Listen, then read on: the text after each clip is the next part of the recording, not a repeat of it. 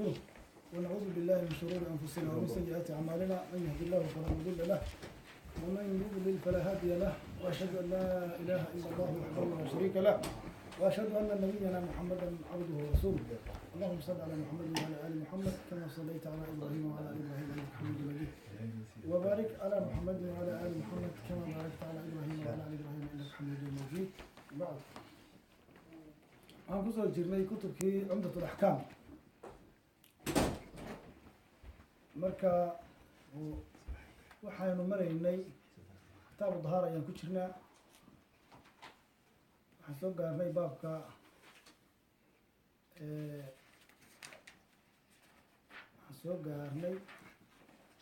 baabu dukuuli alkhalaa'i walistidaaba marka xadiidka 13 baan joognaa الحديث الرابع عشر حديث كأفريت بنية عن أنس بن مالك وحال قوري رضي الله عنه أنه أنس قال وحويري كان رسول الله صلى الله عليه وسلم رسولك الله وحوها يدخل مجرة الخلاء حمامك من مصرشة فأحمله ونقع هذه الشريعة علي وغلام ويل نحوي لا ذي كراء أما عليك كراء إداوة وبويسو أما براشة مما إن بيئة هي وعنزة تكي فيستنجي وكو استنجوشري بالماء بيها عنزة وحوي الحربة الصغيرة وإبير ونيروي تكن والليلة والإدارة إدارة نحكوضة إناء ويلوي صغير ير أو من جلد المقارة وبراشط ما كان ليه جرني وبيروا وسلا ويا marka xadiidkan wuxuu ka hadlayaa nabiga calayhi salaatu wasalaam qaabkii macnaha uu dahar qaadashadiisii uu ka sheekeynayaa Anasna waa soo marnay tarjumadiisii waa soo marnay Anas ibn Malik marka wiil yara macnaha wuxuu yiri ila khidmay jiray nabiga calayhi salaatu wasalaam wiilkaasu marka inuu ansaaraha yaa la sheegay marka waxay ku tusinayaan marka biyaha kaligood in lagu weysay maaragtay lagu astajoodo inay sharci tahay maaragtay bannaan tahay dhagxaantana waa anagii soo sheegnay in la isku daraana ama dhagxaanta maqaamkeeda wixii istaagi kara in la isku daraana way wanaagsan tahay iyaduna ama marka la isbarbar dhigo biyaha iyo maaragtay dhagxaanta biyaha fadli badan weeye الحديث الرابع عشر حديث كأفر يطمنية أما أفر يطمنات عن أنس بن مالك وحال قوري رضي الله عنه أنه أنس قال وحيري كان رسول الله صلى الله عليه وسلم رسولك الله وحوها يدخل المدقل الخلاء مسخشة فأحملوا أنه قادي ترانا عنه وغلام ويل نحوي عنه وكلاه وأنا ويل دعدي داوي مما إداوة وبويسوه مما إنبيئة يو عنزة تكي فيستنزي وكو استنجوزي بالماء بيها العنزة وحا لغا ودابو الحربة الصغيرة وبير وي وأولير والإدارتنا إدارنا وحا لغا ودا أو معناه ياهي إناء ويل وي صغير ير أو من جلد المقار لغا سميه وي وي مقار هو يعني marka ushaasna markuu meelaha saxaraha oo banaan ku dukanayo ayuu muudin jiray wuxuu ka dhigay jiray sutur ayuu ka dhigay jiray الحديث الخامس عشر حديث كشان تمنات عن أبي قتادة وحال قوري الحارث ابن ربعي الأنصاري رضي الله عنه أن النبي إلهي صلى الله عليه وسلم قال وحي لا يمسكن يانو قبن أحدكم متكين ذكر كيسة بيمينه أنت يسميني هو يقول إسوا كاذنيا ولا يتمسح يانو كواستنشوني من الخلاء يعني كاذا أما استحرضنا بيمينه قعنتيس يانو كم مسحنا كو استجوني ولا يتنفس يانو كنا يفصنن في الإناء ويلك أو حكعبها ينا حديث كان إناء وحا وريي أبي قتادة وكنيديسة الحارث ابن ربعي ويي الأنصاري السلمي المدني ويي الصحابي جليل فارس رسول الله صلى الله عليه وسلم ويي فقال تقني كده كنت قال لي ويي marka wuxuu yiri nabigu wuxuu yiri calayhi salaatu wasalaam qofna yaanu dakarkiisa qabanin ama yaanu maaragtay taabanin gacantiisa midig yaanu ku taabanin isagoo kaadinaya oo waxa weeye min baabi takriim weeye waxyaalaha waa inagii soo marnay midigta wax loo isticmaalo waxyaalaha maaragtay wanaagsan ayaa loo isticmaalaa waxyaalaha kaloo mustaqdaraadkaana gacanta bidix ayaa loo isticmaalaa marka warar badan baa halkan ku jira waa iska soo koobaynaaye riwaayad kalaa jirta oo si mudlaqa u leh yaanu dakarkiisa taabanin gacanta midig ku taabanin marka tan iyadu waxa weeye waxay ku qayday oo ka hadlaysaa kaadida bis inuu isagoo kaadinaya ku qabto gacanta midig ayuun bay ka hadlaysa lagamana hadlayo qofkii midigtu ka go-an tahay waxaan dhihi lahaa bidixdu ka go-an tahay bidixdaan ujeedaa qofkii bidixdii ka go-an tahay dee qofkaasi isagu waxa weeye wixii oo haysto ayuu ku shaqaysanaya lamana maxay kaaga go-day marba hadday bidix yani la ciqaabi maayo qofkii laa yukalifu llahu nafsan ilaa wuscaha wey marka riwaayadani iyado kaadiyay macnaha ku qayday laakiin mid kaloo waxaa jirtabe yaanu qabaninba sidiisaba taabanin ama ha kaadiyo ama uu kaadinin marka ibnu xasam isagu wuxuu leeyahay dumarka lagama hadlin oo dumarka dakar ma lehe farji bay leeyihin sidaasi darteed dumarku kuma jire iyagu waba iskaga istanjoon karaa laakiin waa laga xoog badan yahi ka waa laga soo horjeesta oo waxaa la yidhi hadii xataa caruurta loo maarata mayrayo o kale iyagana waa bidixda in waxyaalahaas looga mayro dumarkuna sidoo kale inay ku mayrtaan marka adugu taabashada inuu qofka ku xoqtoo kale yani maaragtay kolley taas waa laga xoog badan yahay dabcan inaysan dhib badan lahayn bay badan tahay oo ay tahay arrintu waktiga maarata astanjada iyo kaadidaas iyo meeshaas weelkana waxaa ku jira xukun kaleo qof marka uu cabayo inuusan ku neefsan inuu weelkii ku yidhaahdo caafimaad xaggii wey oo yani caafimaadkiisa wax u dhibaysaa marka waa inuu riwaayad kala jirto 3 jeer ha neefsado le intuu cabo oo ka neefsado oo kusoo laabto haddana saas inuu cabo qofku laakiin inuu weelka afka iskaga hayo oo markaa daalo ku neefsado iyadu waa waxaa weeye muxaram wey arrintaas وعن أبي قتادة وحى لقوري الحارث ابن ربعي الأنصاري رضي الله عنه أن النبي صلى الله عليه وسلم قال وحيد لا يمسكن يعني قبل أحدكم متكين ذكر وذكر كيس بيمينك أنت سمدك وهو الحال هو يستوي يبول أو كاذن أيوه ولا يتمسح يعني كو استجون مسيح عادي ما أنت يعني كو استجون من الخلاء كاذدي أما سحردي بيميني ملكتي سيانو كو استجون وبيدها كما يرتوي ولا يتنفس يعني كنا يفصلني في الإناء ويلكن يعني كنا يفصلني وي الحديث السادس عشر حديث السادس عشر حديث اللي حيطبنيه عن عبد الله بن عباس وحال قوري رضي الله عنهما قال وحور مر النبي صلى الله عليه وسلم نبي حصان مري بقبرين لما قبري فقال وحوري إنهما لوضع عن قبري ليعذبان والعذاب هياه وما يعذبان لون عذاب مي في كبير وحوي أما أحدهما متكوت فكان وحوها لا يستتر من البول من أن كان إسكا أسترين أما أن إسكا نظيف وأما الآخر كان فكان وحوها يمشي بالأسرة بالنميمة إسكدر فأخذ النبي وحوقاتي جريدة لام رطبة قويا فشقها وكلا جاحي نصفين لبقى يبود فقرز وطلالي في كل متكستر في كل قبر كستبا واحدة مدبو كتلالي فقالوا حين هذه صحابتي يا رسول الله رسولك يا الله لما فعلت هذا محاطنا أصما إذي قال وحيدي لعله وحلق يابا وخطفوا إلا قفوا ذي أنما لبضان قبرين عذابك لقفوا ذي ما لم يبسا انتاني خلالي ويقينه وي حديث كان محاوري عبد الله بن عباس وانا حبر هذه الأمة وهو ترجمان القرآن وأن صحابية ابن عباس وحق علي عباس بن عبد المطلب بعد علي أنا بقي الماء ديريه وآل البيت وحنا أها مركي اللي يجرونها هي 3 سنوات مركا 3 طبعا سنوات المركا عليه الصلاة والسلام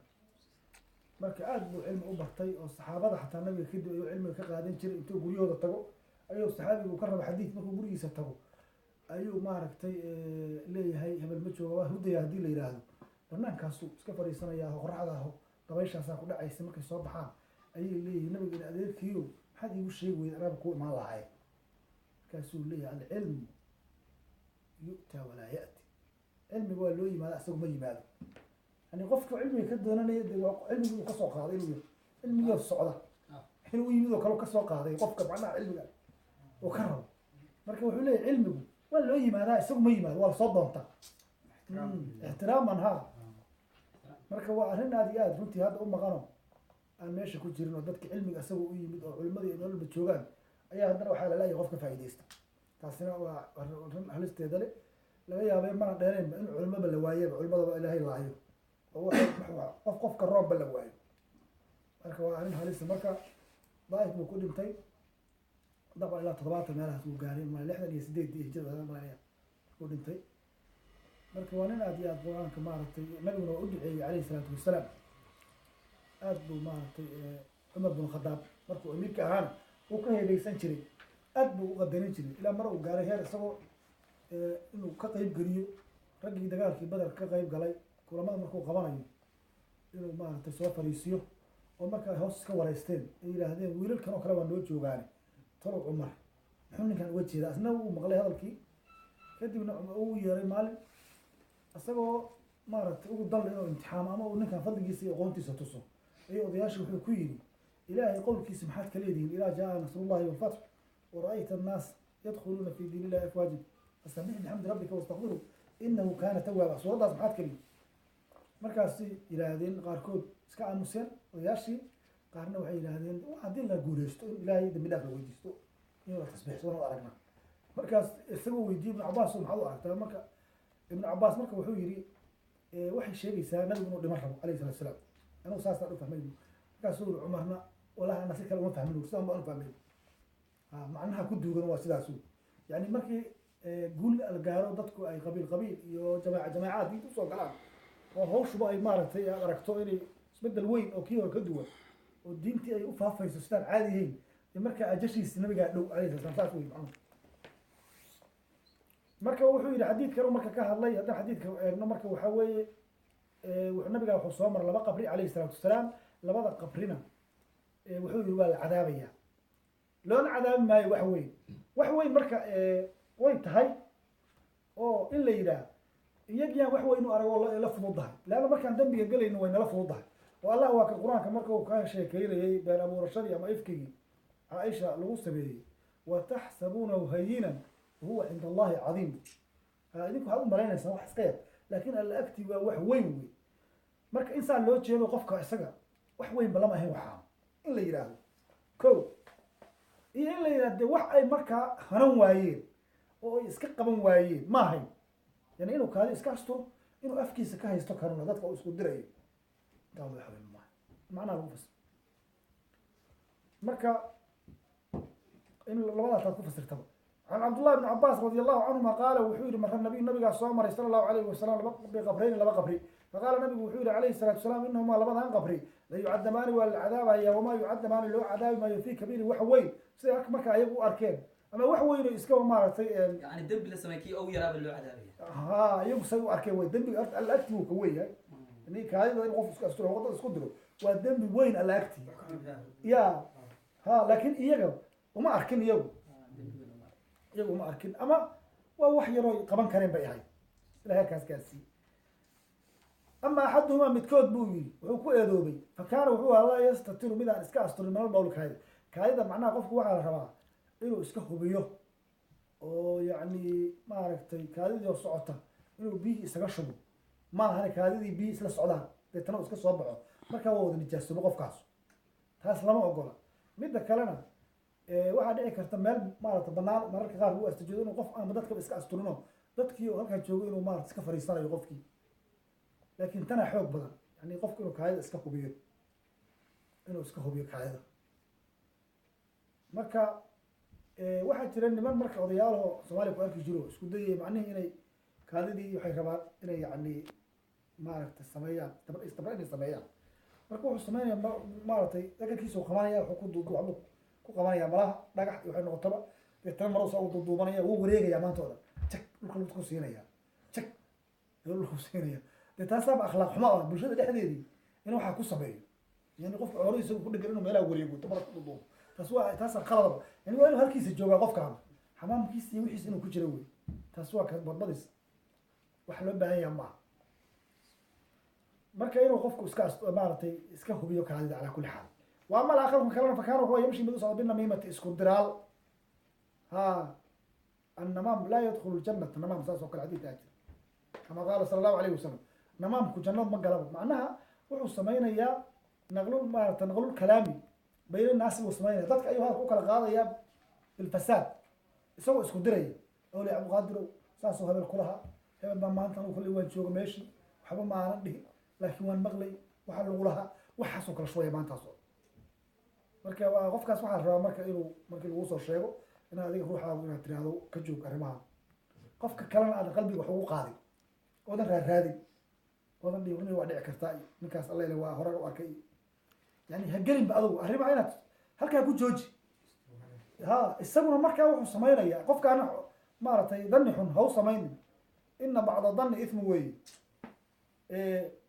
marka waxa laga yaabaa qofka markii saas lagu yiraahdo inuu hada iska joojiyo khalaas inuu joojiyo لأن dagaalkii Tabuk nabiga calayhi salaatu wasalaam nin maaragtay raggii saddexda ahaa hore kamid ahaa ayuu weydiiyey Kacb bin Malik baa la oran jiray ayuu yiri Kacb bin Malik maxaa ku dhacay marka nin baa wuxuu yiri intuu xarakoonahay oo dhinacyadiisa fiirfiirinayay markiis ku mashquulsanaa waqti ku qabanay marka Mucaad ibn Jabal oo hayba maalinaya ma xasuusto in saxaabiga wuxuu bi'sa ma qolta buu war waxa tiriba baasli had ku hadashay nabi allow ninka kuma naqaan calayhi salaatu wasalaam wax aan wanaagay kuma naqaan qayb baan ku naqaan Kacb bin Malik nabigu ku aamus kan jawaab labada jawaab waa taqriir baa la yiraahdaa yani hadalkaas oo la dhacay calayhi salaatu wasalaam hadalkaas oo la dhacay ninkaas yiri marka waa inaad tiraa qofka anaga laakiin waxaan noocaada qof haduu qof wax ka sheego waa loo sii camiraya waxa la wallahi waa arkaniyo ها واو أركي قف كان ما أركي هرم أركي أنا دور مرة أركي دوري جيسة قاب وش خياني وحصل ما كسوه به قف كل ما يقع قف كان ورجع ما ضاري حتى ما هو بنيسي تاخذ هو أول بقى شو قف كل حاجة شيء يا هرت متجرا بس متجرا عدالة قوي يدرو عندي وجد مركا على كل هذا من مركا وعيب أنا عيب وفرح وي أدوك أنا وكو عيب آخرنا هذا هو بعذاب كسبة مدة كله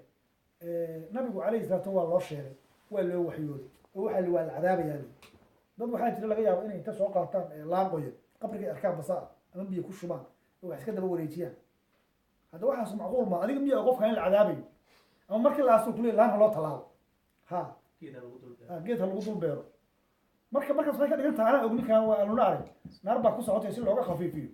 marka waxa loo maarad abuuro marka nabigu calayhi salaatu waa loo waxyooday anagu ma ogin